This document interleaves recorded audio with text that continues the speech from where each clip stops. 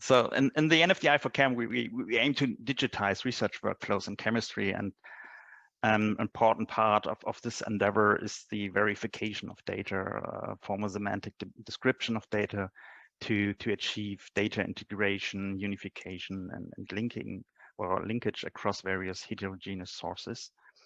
And that's where ontologies came into place, and why we organized this very first NFDI4Chem ontology workshop. To bring together stakeholders from the various ontology projects, software projects, and also a lot of colleagues from the neighboring NFDI consortia. And together we want to look at the bigger picture of concepts and entities describing research workflows, data generation, and data documentation, and how to create out of this fair machine-readable data. And in the next minutes, I would like to give you a very brief introduction and overview into the NFDI and the work we do in NFDI4Chem, especially before we actually start with the contributions from the different ontologies. The NFDI, although a national infrastructure project, has gained quite some international attention in Europe and beyond. This is quite amazing. And looking back into the recent years, it has become more and more urgent that we indeed need a better research data management, and that today new research results are increasingly obtained by drawing on existing data. So the challenge is more and more to find the matching data set, to understand it, and to reuse it for your own purpose. And actually, in Germany, a wide range of data services have been implemented locally at universities, non-university research institutions, and other information infrastructure institutions over the past years to address these issues. And that nevertheless, we are still facing the same problems: data stored decentrally without any connections to other resources, and we still work with non-standardized metadata.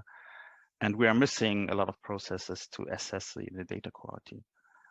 So in the end, we are still at the very beginning of having a truly embedded research data management when we look at the daily work of the researchers. And under this impression, the NFDI was launched in 2020 with the first group of consortia working on enabling fair research data management. And to make most out of research data, the NFDI aims to federate existing infrastructures and services and only to fill the remaining gaps with new services, and not so much to invest into new infrastructures or hardware. And as a bottom-up approach, each scientific community should be represented by one and only one consortium, which represents then all important stakeholders of the scientific community. And this is quite a unique non-competitive application process, or also process to build this infrastructure. And this November, the funding decision for the third round of the NFDI consortium will be announced, and then the NFDI covering the disciplines is finally set. And they all aim to make the data of their disciplines fair and building a truly interdisciplinary data space. And again, ontologies play an important role in all consortia, providing formal semantics to allow both humans and machines to access and process data in an unambiguous manner.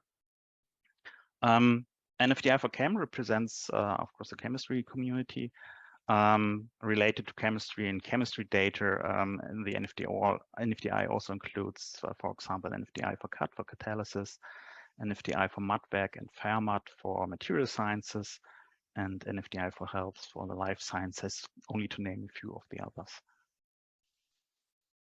So NFDI4Chem was from the very beginning, still is a grassroots movement growing along the scientific needs of the community. The consortium itself is built on three equally important pillars: the learned societies like the German Chemical Society and its divisions, the Bunsen Society for Physical Chemistry, and the German Pharmaceutical Society. Second, we have the information infrastructure institutions like TIB here in Hanover, the FITZ Karlsruhe, or the BTB in Braunschweig. And third, but most important, the broad diversity of university and non-university institutions representing the scientific community and the many subdisciplines in chemistry. So altogether, NFDI4Chem covers the whole spectrum from data producers to data users. And as you know, chemistry has quite a number of subdisciplines, and it generates a very large number of data, not only on its own rights, but also as a science assisting other disciplines.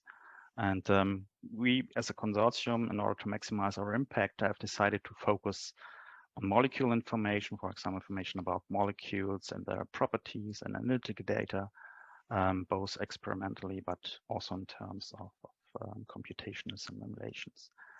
The neighboring disciplines, I mentioned them earlier, related to chemistry, are covered by other consortia in the NFDI community. And of course, there's a vivid and frequent exchange between these. So what data are we actually looking at?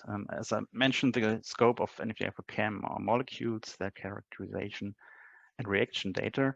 And besides describing research data sets with domain independent core metadata, like the ones you know from DataCite, for example, we want to initiate the development of minimum information standards for major fields in chemistry towards domain-specific metadata. And broadening the perspective, we will then include contextual data and metadata from experimental descriptions, roles of the molecules, for example, as EDAX, reagents, or products. And linking analytical data with the molecule data, and of course, to fill up the slide, also the data from biological activities, for example. And when we look at the status quo in chemistry, a lot of data is still managed in an analog way, literally written with a pen in a paper laboratory notebook. Data is, of course, also generated digitally by analytical instruments like NMR spectrometer or CMS machines or other devices you have in the lab. And they are also linked to local servers where the data could be stored centrally, but there's no real integrated information workflow in most cases. And the most unfortunate aspect is actually the way in which we afterwards publish our data in scientific journals. There are chemical data published as PDFs or scans of photographs of data, which was originally very rich in information, but this is then destroyed during the publication process, and that's far away from the fair data principles as we know them these days. So the thrilling question is, therefore, how we can best integrate research data management into everyday's research and close the gap between data generation, data evaluation, and publication of the data in the data repository, and how do we get to fair machine actionable data? I mentioned earlier, so we aim for the full digitalization of the data workflow from the earliest point in the time in the lab to the final data publication based on open standards. And starting from the design of an experiment, we will capture then and manage experimental data and additional information in electronic lab notebooks, the ELNs, and together with data from the instruments, enable the integrated local analysis and processing of data as well. And from there, fair and semantically rich data will be flowing into local or public repositories adhering to open standards so that they can then be reused by everybody again to trigger a new cycle of scientific endeavor. And it's near impossible to make all data fair, so you need to work fair from the very beginning. And that's also reflected in our strategy,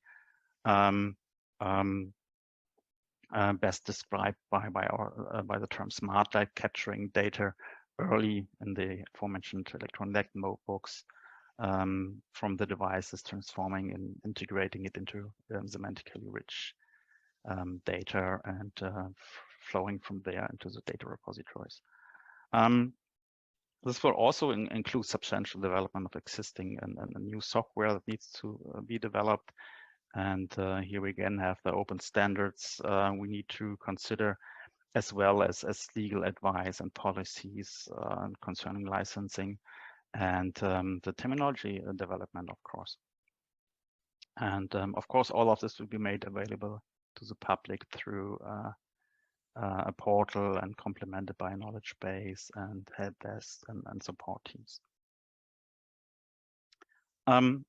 Finally, our strategy culminates in different thematic areas which represent both the activities and services to be developed.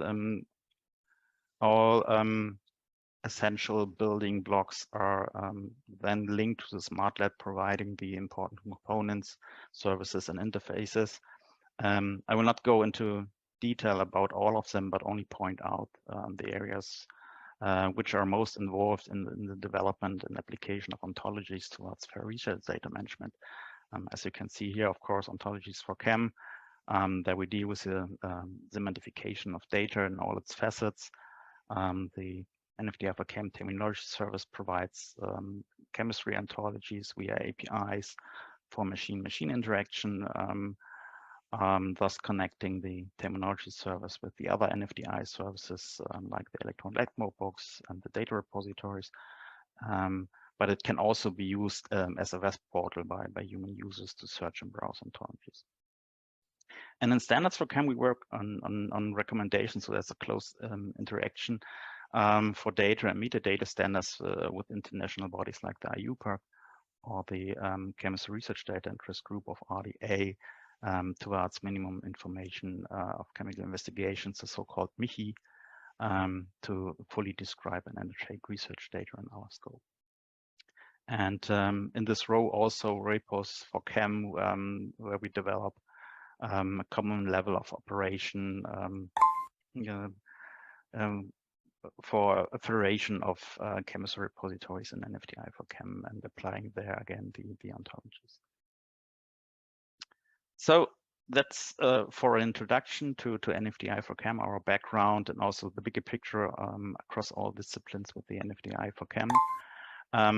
And for a truly machine readable or machine actionable data, we need to bring our data and metadata to the next level. And to do so, we need a holistic view on ontologies to make the collective knowledge of chemistry open and machine actionable. And that's what we are aiming to do so for the next 2 days. So latest developments for ontology tools towards automated workflows, and also the idea of extending services like the terminology service beyond searching and browsing, offering new opportunities for collaborative ontology curation, for example. And last but not least, the digitization of the research workflows, the application of ontologies in the different areas like the data repositories or the electron lab notebook to enable the semantic annotation at the very, very beginning of the data lifecycle. Okay, this brings me to an end, and I would now like to hand over to Philip and his presentations about the ontologies for Chem, our first approach in the project to deal with ontologies and to identify the most important ones for our endeavor. Thank you very much, and Philip, stage is yours.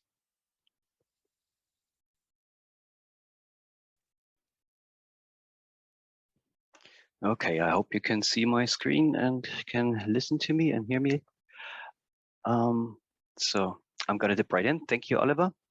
Before getting into the main topic of my talk, I'd like to introduce me briefly. I'm Philipp Strömert. I have a little background in chemistry and physics, but did my master's in English linguistics and culture studies, comparative literature, and comparative religion.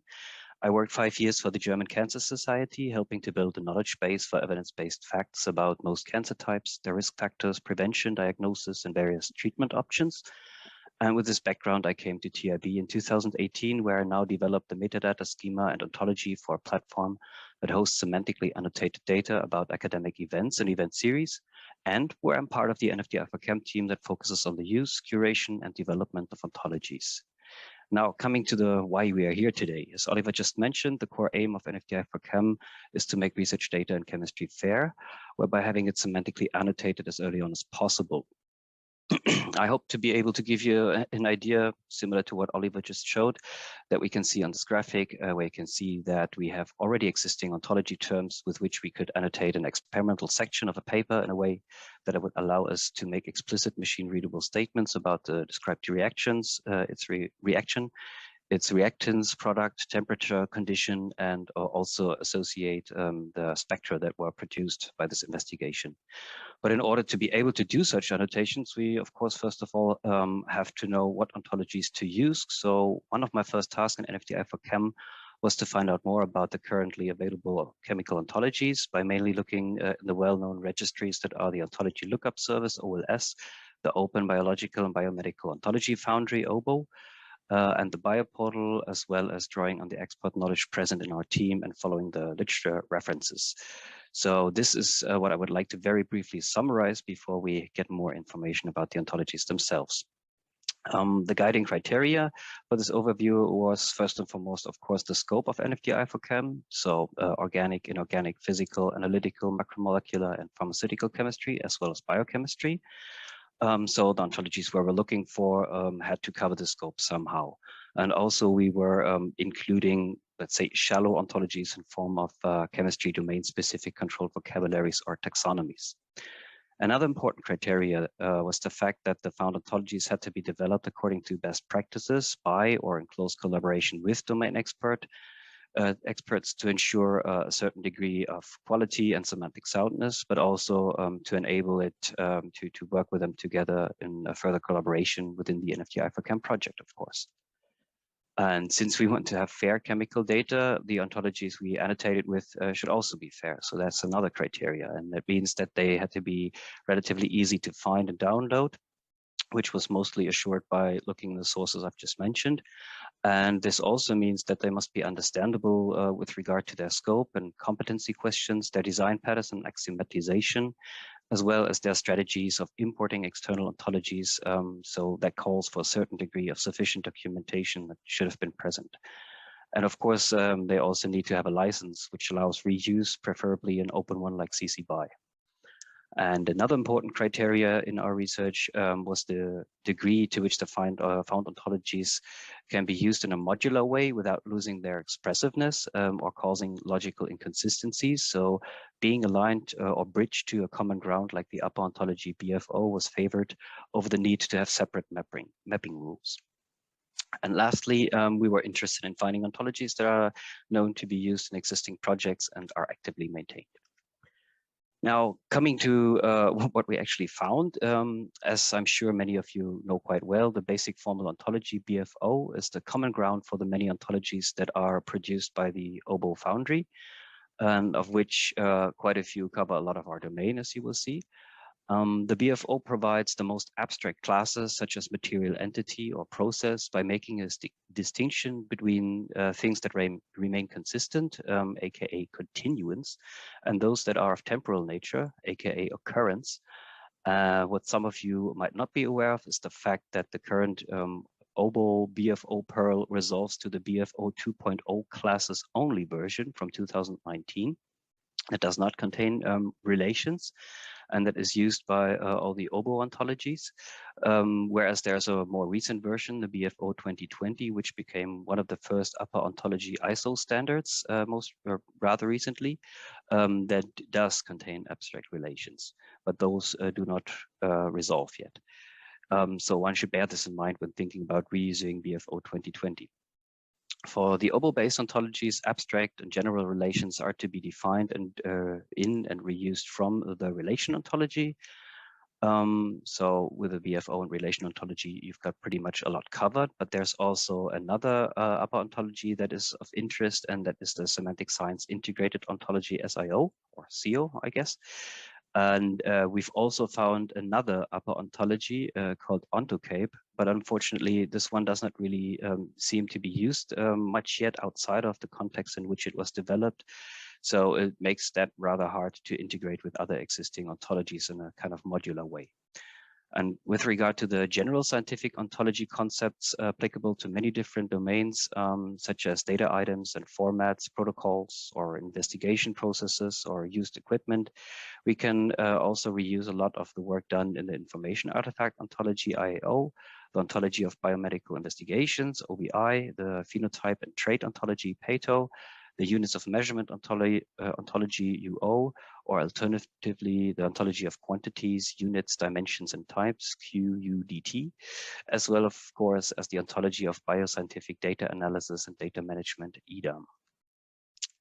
Now, with regard to those ontologies that are of particular importance in the domains of chemistry, you can see here that there already exist quite a few BFO or OBO-based ones, which cover a broad scope of entities and some very specialized relations. According to best practices and the OBO principles of being orthogonal, they're mostly interlinked via importing terms from the more general OBO ontologies or from each other. So what we currently have is, for example, most prominently CABI, an ontology for chemical entities, atoms, substances, groups, that also contains a few of their biological, chemical, and application roles. Then a less expressive and kind of hybrid between an application ontology and a domain ontology, that is the ChemOnt taxonomy, which is used by Classifier and which is partially mapped to CABI as well. Then, of course, we have the chemical methods ontology, CHMO, the chemical information ontology, ChemInf, and the quite new process chemistry ontology, PROCO, where we can find terms not just needed to describe characteristics of molecules, compounds, mixtures, or solutions, but also how to safely interact with, handle, produce, and assay these in a lab context.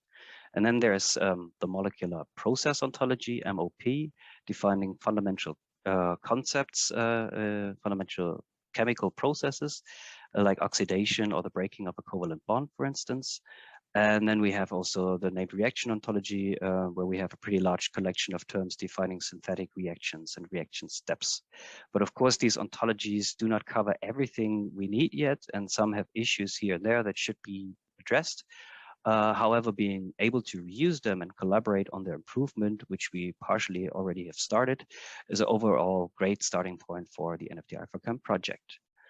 And one thing that is also quite obvious in this graphic is the fact that the allotropes ontology suite, AFO, is a BFO-based framework covering all areas related to chemistry.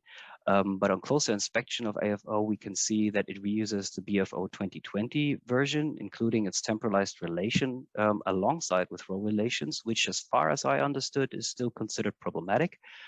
And what I also find a little bit debatable is the way in which AFO contains terms from OBO ontologies like OBI, IAO, or CHMO that are not really imported directly, but often adapted into the AFO namespace with sometimes slightly different definitions.